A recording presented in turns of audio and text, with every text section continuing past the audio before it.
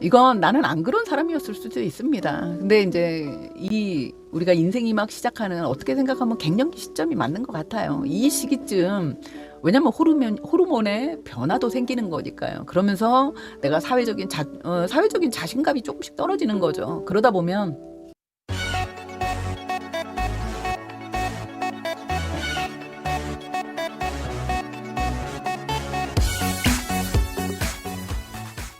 부부싸움 했을 때 이제 특히 남편들이 아무래도 50대 중반까지 사회생활을 꾸준히 하고 가정으로 복귀요.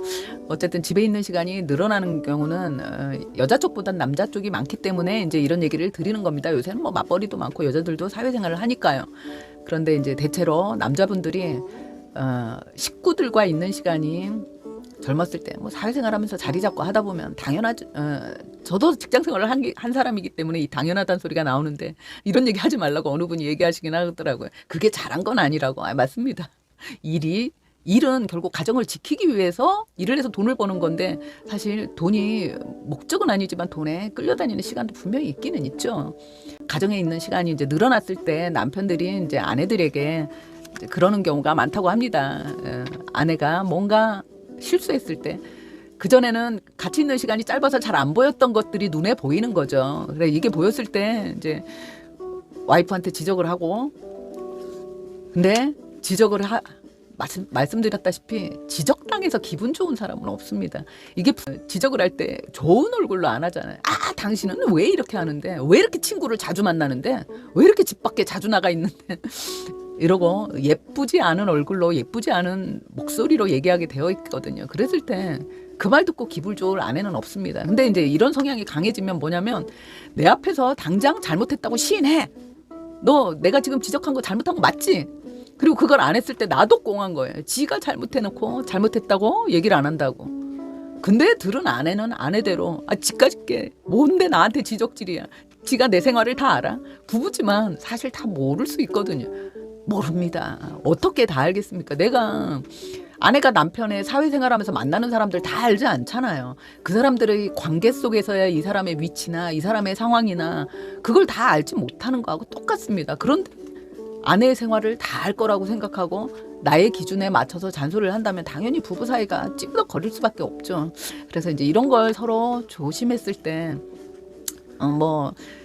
제 눈에만 그런지 모르지만 제가 제일 예쁜 그림 뭐냐면요. 8, 90이 된 부부가 그 하얀 백발로 서로 다정하게 손잡고 지팡이 짚고 걸어가는 그 사진이 있었습니다. 저는 세상 제일 아름다운 사진이 그거라고 생각하거든요. 노후에 그렇게 서로 따뜻한 손을 잡을 수 있는 이게요. 왜 중요하냐면 정서적 안정감이거든요. 그리고 분명한 건 이런 정서적 안정감을 가진 분들이 우리가 어쩔 수 없이 100세 시대에 내가 원하던 원하지 않던 장수합니다. 전부. 그랬을 때 건강하게 장수할 수 있다고 합니다. 육체는 내가 젊을 때 좀 열심히 일하느라고 막 썼기 때문에 아플 수가 있어요. 그런데 우리가 제일 겁내는 게 뭔가요? 치매지 않습니까? 구독하셨나요? 부탁드립니다. 이 치매에 걸릴 확률이 확실히 떨어진다고 합니다. 그러니까 이 50대 때 사실 이 부부관계에서 이런 우리가 말하는 거 이런 걸 굉장히 잘하는 게 중요한 것 같습니다. 그리고 제가요 이제 이 공부를 여러분들하고 얘기하려고 자료를 찾다가 아주 중요한 걸 찾았습니다. 내가 시시콜콜 따지는 걸 좋아하는 사람이에요. 당장 고쳐야 합니다. 이걸 절대 하지 말아야 하는 게 시시콜콜 따지는 게 뭔가요? 이 사람 잘못한 걸 내가 지적하려면 관찰을 해야 되겠죠. 근데 어떤 눈으로 관찰하나요? 얘가 뭘 잘못했나 내가 잘못한 걸 보기 위해서 눈을 부릅뜨고 보잖아요. 이건 부정적 시각이거든요. 이런 부정적 시각은 아주 내 몸에 질이 드는 겁니다. 그래서 늘 어떤 상황이나 어떤 일이 있을 때 거기서 잘못된 걸 내가 찾으려고 하는 거예요. 배우자가 이런 성향일 때 동맥 경화의 발병 확률이 굉장히 높다고 합니다. 이게 심장 동맥에 칼슘을 축적시키게 하는데 이게 뭐냐면 또 시작이나 하면서 내가 참아야 하잖아요. 이때는 머리가 참는 게 아니라 심장이 참는 거거든요. 내 가슴이 참는 겁니다. 그러다 보니까 이 심장 동맥에 칼슘이 축적이 된대요. 이건 내가 피순환이 원활해지질 않는 거지 않습니까? 그래서 동맥 경화의 발병 확률이 높아진다고 합니다. 배우자가 이렇게 부정적이고 콜콜하게 따지는 거 쉬운 얘기로 꼬장꼬장한 노인이 되는 겁니다. 그랬을 때 할매가 이런 사람이면 할배가 할배가 이런 사람이면 할매가 배우자는 동맥 경화를 일으키게 하고 정작 본인은 심장병에 걸릴 확률이 굉장히 높다고 합니다. 그러니까 이런 건 내 건강을 위해서 그리고 내가 사랑하는 내 가족의 건강을 위해서도 잘잘못을 따지는 이런 버릇은 버리려고 노력해야죠. 무조건 나도 모르게 내가 가족이나 내 지인들 그리고 내 배우자에게 말이 와이프가 외출했다 들어왔습니다. 남편이 외출했다 들어왔는데 다녀오셨어요가 아니라 어디 갔다 왔어 하는 소리가 나올 수 있고 왜 이렇게 늦게 왔어 어디 갔다 왔는데 뭐 대단한 일 한다고 그렇게 돌아다니는데 이런 말을 제일 쉽게들 하신다고 합니다. 이 얘기가 나오려고 하는 순간 내 마음에 생기려고 하는데 혹시라도 뱉었을 수는 있어요. 이건 뭐 어떡합니까? 내 속에서 나오는데 나왔어요. 나왔을 때 경각심을 가지시라는 거죠. 내가 꼬장꼬장한 사람이 되어가나 보다. 결국 내가 고집 불통이 되어가나 보다. 이래선 사람들이 내 옆에 안 올 건데 내가 외로운 노년이 되는 겁니다. 이제 그 생각을 하고 이런 건 의식적으로 해야 돼요. 노력이라는 건 내가 그냥 평상시 하던 대로 하면서 뭐 조심하지 이런 마음으로는 절대 안 되는 겁니다. 내가 애써서 힘들게 해야 되는 게 노력이거든요. 근데 이 노력은 결국 왜 하는 거죠? 내 배우자 병 걸리지 말라고요? 내 자식들 귀찮은 소리 안 들어서 애들이 기쁘라고 아니에요. 내가 행복하려고 하는 겁니다.